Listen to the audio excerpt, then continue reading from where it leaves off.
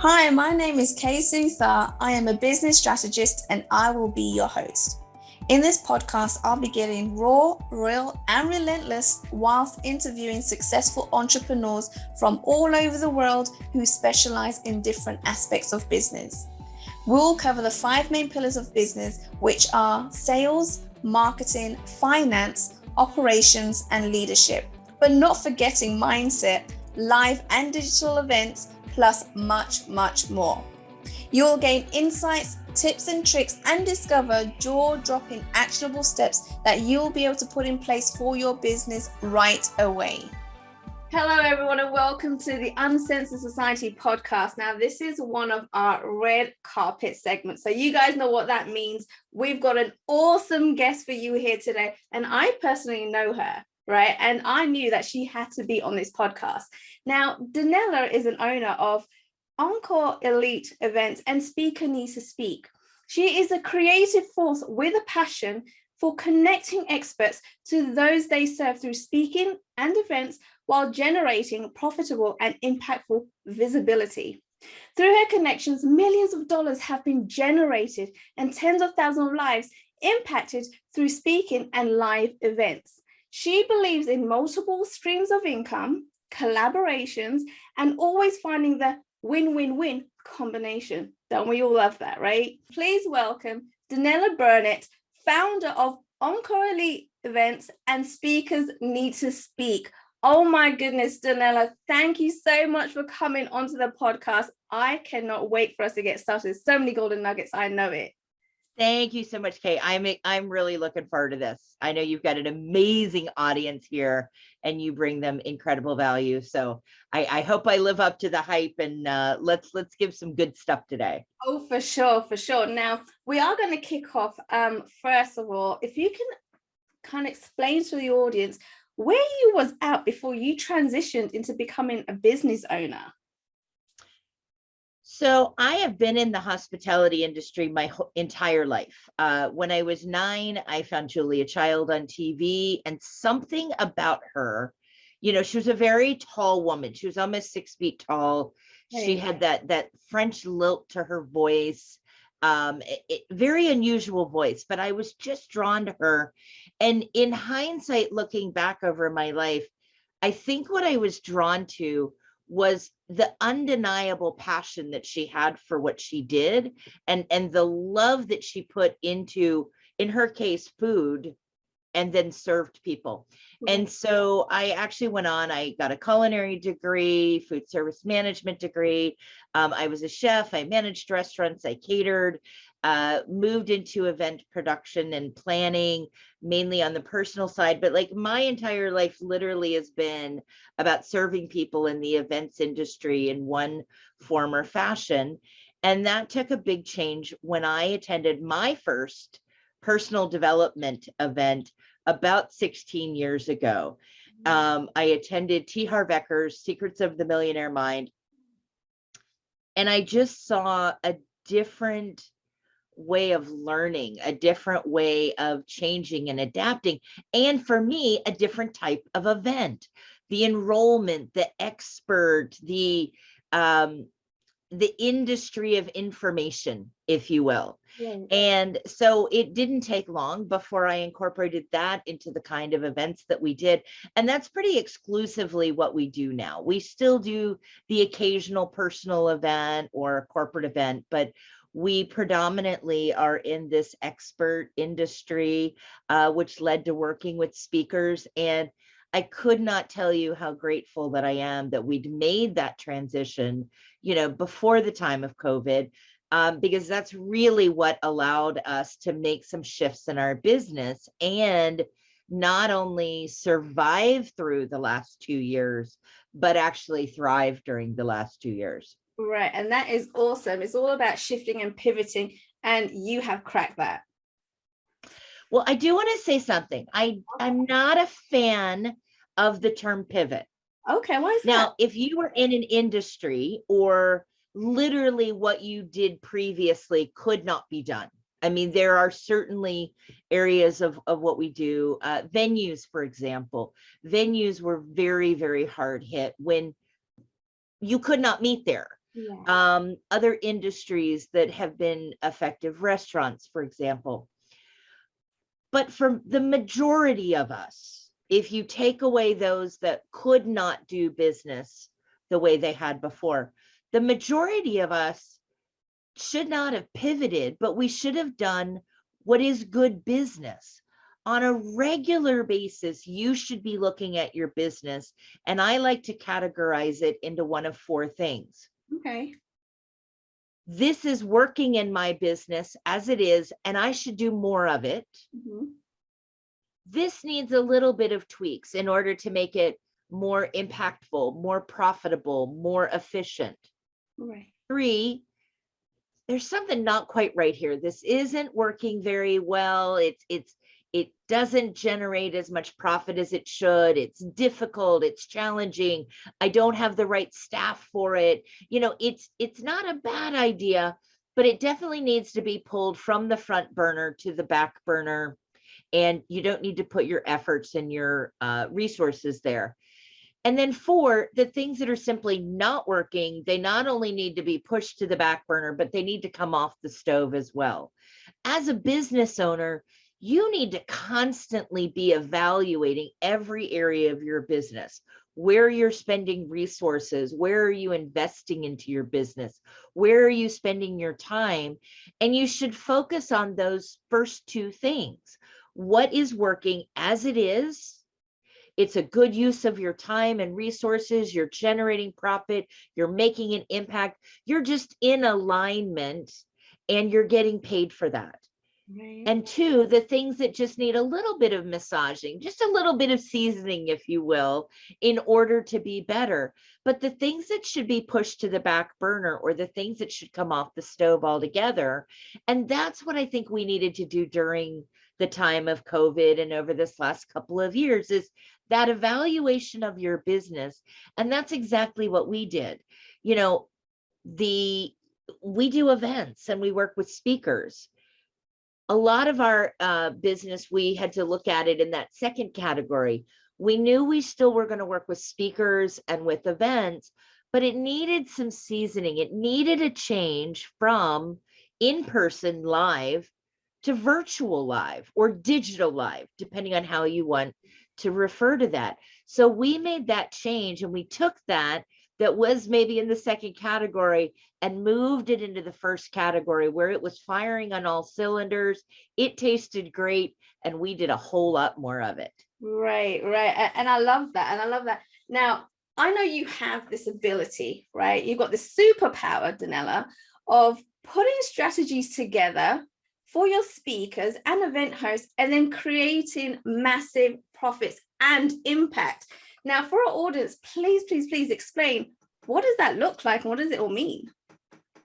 Well, I think every time you get on the stage as a business owner, when you are using speaking to grow your business, you're using speaking to generate leads, you're using speaking to actually ask for the sale in the moment.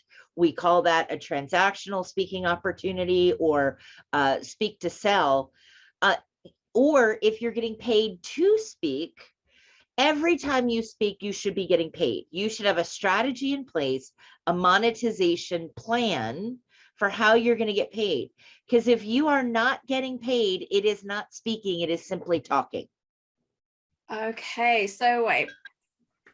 Don't we need to talk, right? To explain, to educate first before we go into the sale, and the sale will come after?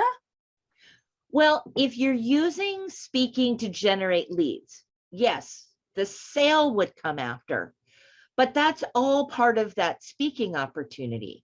So if you're in that opportunity and maybe you're offering a free gift, or your lead magnet, you're inviting people to a conversation afterwards, you're providing them with a little taste of your value and your expertise, you should have a plan in place for how that leads to talking to that person to see if they're a fit for you, if you're a fit for them.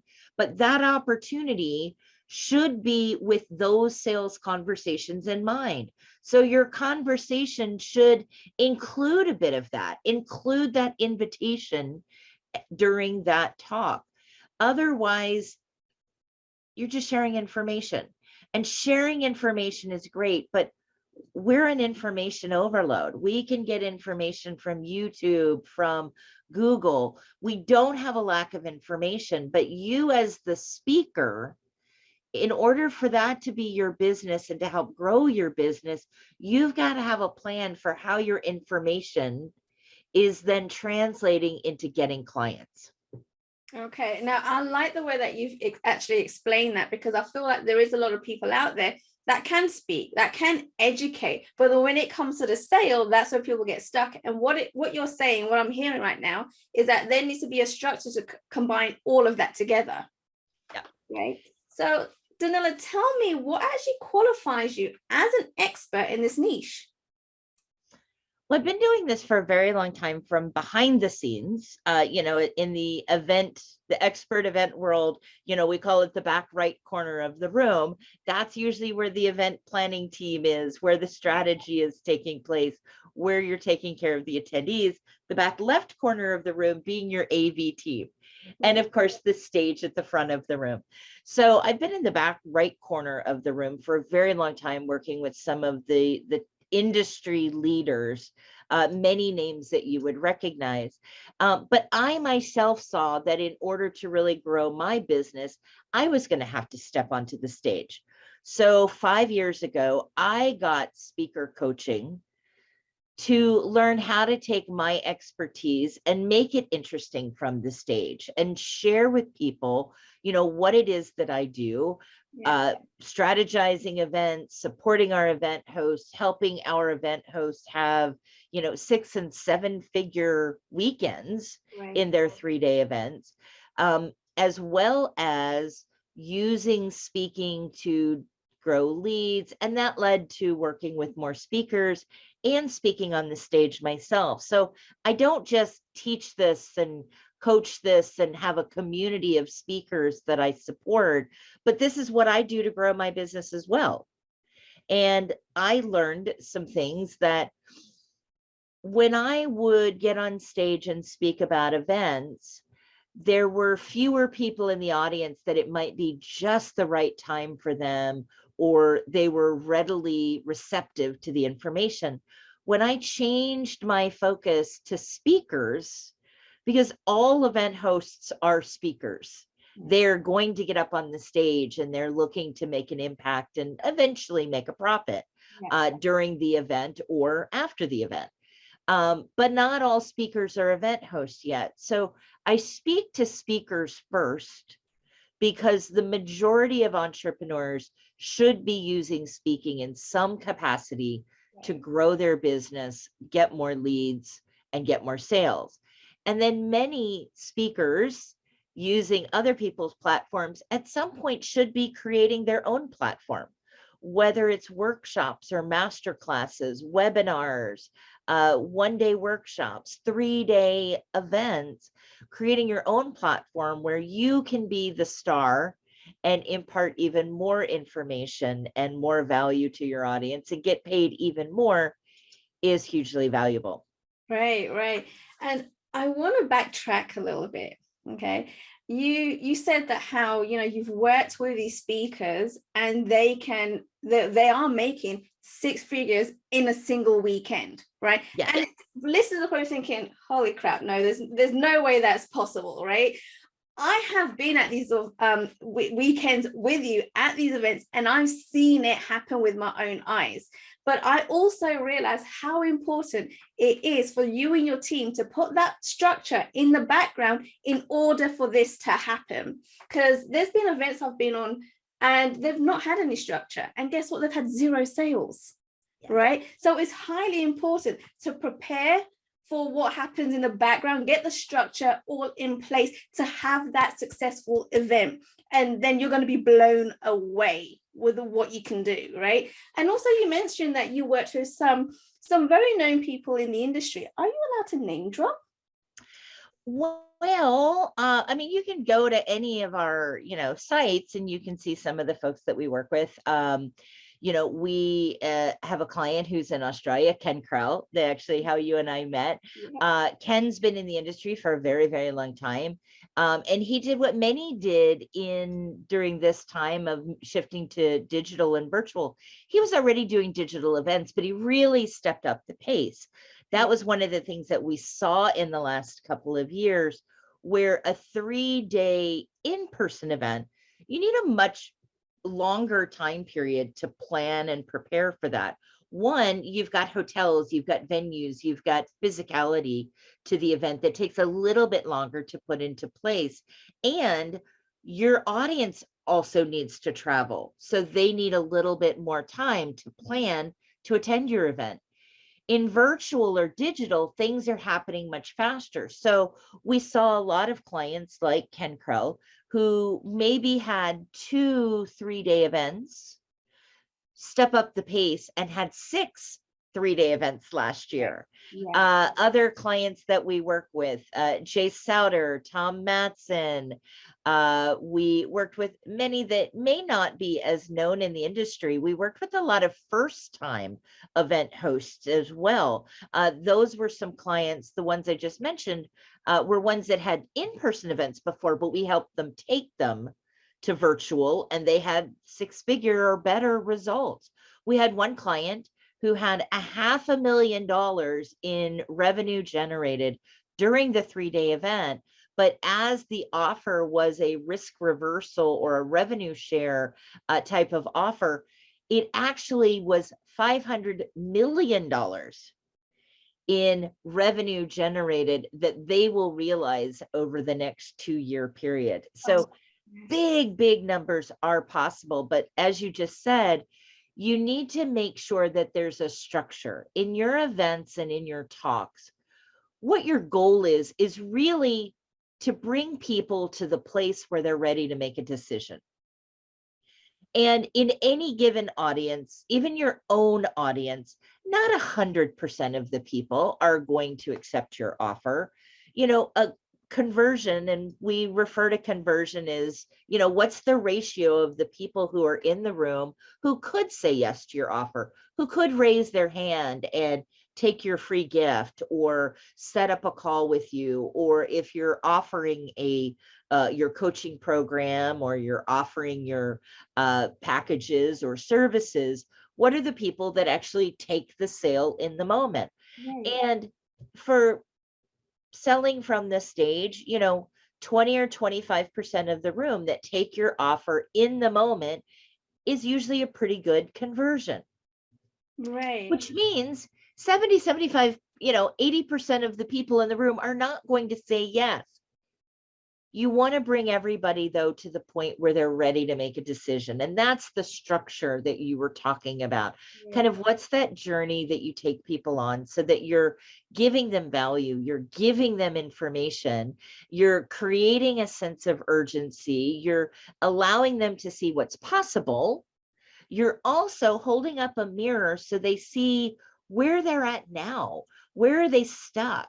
And your offer or your program is the pathway between the promise and the problem.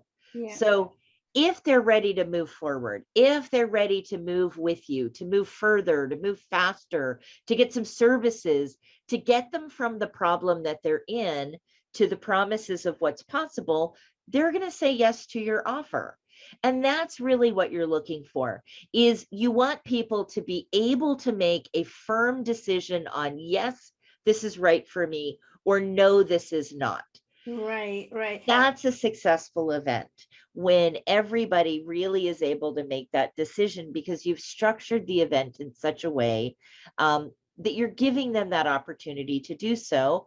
You're overcoming objections that might be standing in their way that can be overcome. And then those that choose not to work with you, you've still provided incredible value. And you certainly leave the door open for some no's or not right now. And so you leave that door open for the future, but you get that decision in the moment.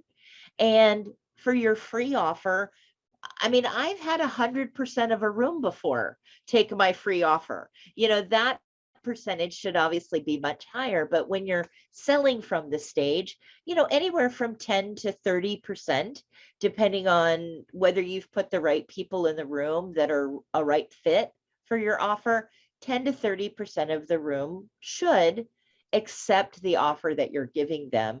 And that makes for a successful event. I love that. I love that, Danella. And I want to stress to our listeners, right, that the structure is a secret. So whether you've been an expert in your field for many years or you're very new, as long as you've got a structure, you can have a very profitable event, right? So, and having a team to support you, who can see what's going on and see you on the stage. I'll give an example of another client of ours who, by having the team around them, we completely changed the trajectory of that event. As they were going into making their offer, there's typically a bit of a sense of urgency that you want to impart. You want people to make a decision. You want to urge them to make that decision. And that really wasn't there. The right energy wasn't in the room. And when our client shared what their offer was, it really wasn't as clear as it could have been. And when people aren't clear, it's hard for them to make a decision. Clarity wins over cute every day, and clarity wins over confusion every day. right. And so after they made the offer, there were a few people who raised their hand, one who committed fully. This was a $16,000 a year-long program. So at the end of that time period, we had $16,000 in sales. We got together and I told them what I thought the problems were, that their audience needed, that they had missed the mark a little bit. Right. Very, very open to constructive criticism. We then spent the next 3 hours with their speaking coach, with me as their event coach, and the client. We spent the next 3 hours and really recrafted how they were going to come back to the event the next morning in the time period that we call the repitch. When you really do clarify things that you might need to clarify, when you make sure that people's questions are answered. And again, you're looking to give the right amount of information so that people can make a decision clearly one way or the other. She did it beautifully. Shared where there'd been confusion, cleared that up, made sure that it was compelling and that people understood really the value of what they were being offered. At the end of that day, $193,000 in revenue. So by having a team around you who's able to support you during that, when you're having an event, can make those types of drastic differences. Yeah. Oh, wow. And I like the fact that you're in the back of the room, you're watching and listening to the speaker, and you can see a different perspective on how it's working, how it's not working, and able to pinpoint out where the changes need to be made. That is super powerful. And I guess that's another one of your superpowers, because not everybody has that, Danella. They really don't, right? So that's amazing. So are you able to give us any more, or at least one more success story you've had with one of your recent clients? So we had a client who had been very successful in the in-person space, and honestly thought that when things went virtual, they just didn't think that what they did would adapt to virtual.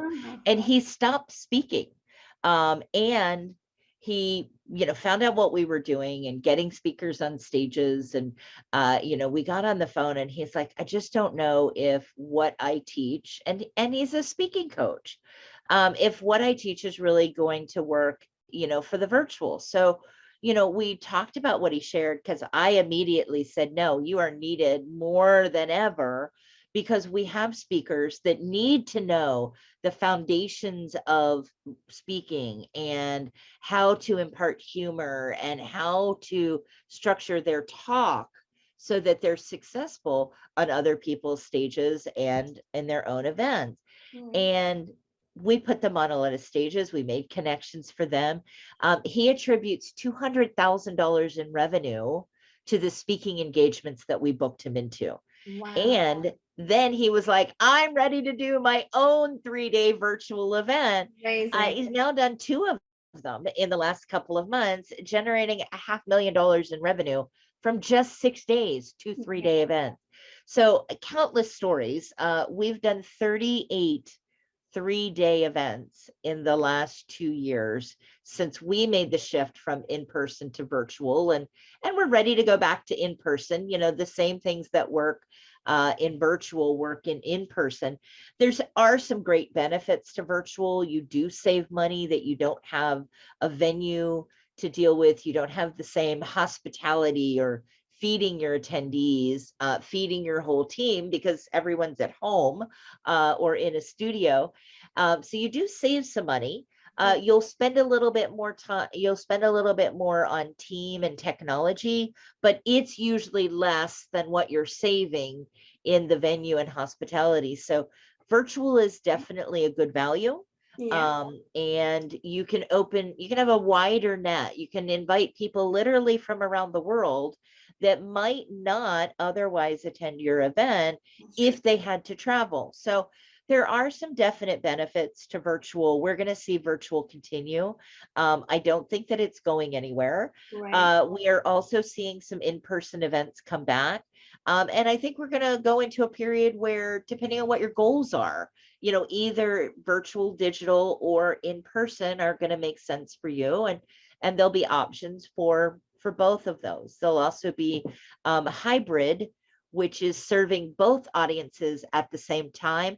It has some unique challenges. I won't go into all of that now, but true hybrid can be a little bit of an advanced strategy and need some additional support. So not that it can't be done, but obviously, needs to be well thought out. But we're going to see this continue, and we're going to see, information and expertise being imparted from the stage. And you need to be taking advantage of this as a small business owner or an entrepreneur, a coach, a consultant. If you're not yet, it is definitely time to figure out how to incorporate more speaking and events in your marketing, in your way of getting and doing more business. Definitely. I totally agree with you there. And events is something that's never, ever going to disappear anyway, right? It's only going to keep on growing.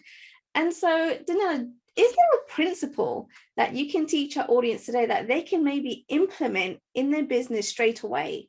So back to the speaking. I said earlier that if there isn't a monetization strategy, or if you don't have a sale in mind, then it really is just talking.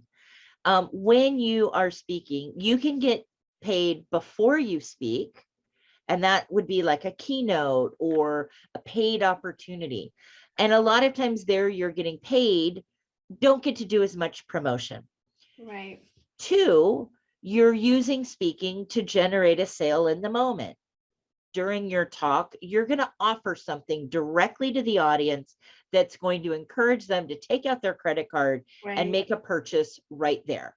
It could be your book. It could be your course. It could be time with you. It could be a service. It could be coaching. It could be a year-long program. I mean, it could be from the $20 book to the $50,000 coaching program. But there's an opportunity where you're sharing an exact sale and asking for it in the moment. Right. And then there's speaking to generate leads. And this is probably the most common right now. And if you're just starting speaking, focus here. We have a workshop that we call From the Stage to a Sales Call. And the key there is focusing in on what are you offering that audience that's going to bring them further along and closer to a conversation with you where you might make an offer. So putting together a great lead magnet or a great free gift that has value, that solves a specific problem for your audience, that's tangible, that gives them action, that's easily digestible, and they can get a quick win. You want to create these so that when you get a speaking opportunity like this, there's something that value that you can offer the audience so that they get to know you a little bit better and it moves towards a sale. So Kay, is it okay if I offer something to your audience today Oh my so they can goodness. get an example of this? Yes, please do. So if you'll go to stage2asalescall.com, stage to a salescall.com, you're going to get a workbook that we've put together on how you create these free gifts. And there's 31, we call them the 31 flavors, 31 different ways that you can take your content that you already have and repurpose it into a lead magnet or a gift that you're going to offer your audience.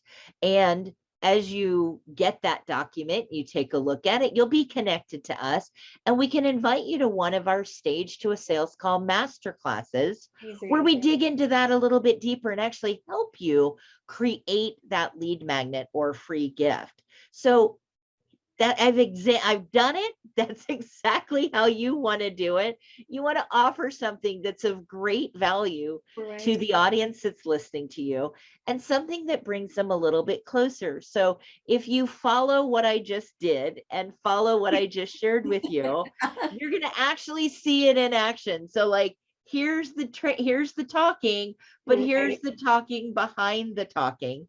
Because if you raise your hand and you get this gift that I'm giving you, stagetoasalescall.com, you're going to come a little closer to me. I'm going to know that you are interested in something that I have to offer. And we're going to be able to get closer to having a conversation. And maybe we help you with your lead magnet. Maybe we help you get on more stages. Maybe we help you produce your own event. I don't know where that relationship might go, but we've brought it further along. And by sharing that while I'm on the stage with you, I've made this time valuable for me, as well as valuable for your audience, as well as valuable for you as the host here. And that's what you're looking to do. That's that win-win-win. Yeah. And for those of you that are just listening and don't take advantage of that, that's okay. You're not my people, or it's not the right time, or you're not interested in what I've offered to you today. But if you are, go ahead and grab it, and let's get into a conversation and see if there's more that we can do together, more ways that we can serve you. Definitely. And I want to add there that I did download your 31 flavors. And because of that, I was able to create 3 lead magnets, and it has brought me leads. Right. Yay! So I am the example that it does work. It's great information. If you don't have a lead magnet already, go and download it right now, guys. Okay. Danella, it's been an honor to have you here. Thank you for so many golden nuggets. Oh my goodness. I feel like I can talk to you forever on this. Thank you for your support. Thanks for being here. I know our audience are going to take away so much away from this. So thanks once again. Thank you so much, Kay. Thank you for your time and listening to Uncensored Society podcast. All resources mentioned throughout the episode will be added to the show notes, and you'll be able to find them at the bottom as you scroll down. Don't forget to go ahead and subscribe and leave a review in iTunes. Thank you once again.